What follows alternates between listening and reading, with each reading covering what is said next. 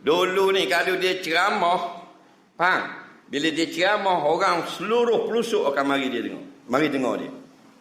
Habis dia ceramah, dia akan takbir. Takbir, bergegak habis. Dan ni dia tak mampu untuk takbir. Pasal apa? Pasal Allah uji dia. Uji dengan apa?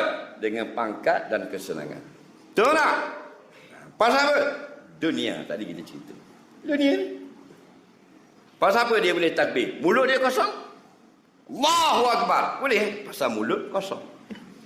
Orang yang boleh takbir kuat, mu ambil duit RM42. Singgit-singgit. Seria-seria tu. Tianu panggil seria. Sini panggil RM1 lah. 42 keping, duit RM1. Mu ambil, mu gupah-gupah, cuma rodok lah mulut dia. Boleh takbir? Boleh tak? Takbir! Tak keluar suara. Itu kalau RM40. Bayang sekarang RM42,000 sebulan. Faham? Contoh. Jangan politik. Ni berlaku di Chechnya. Faham lagi?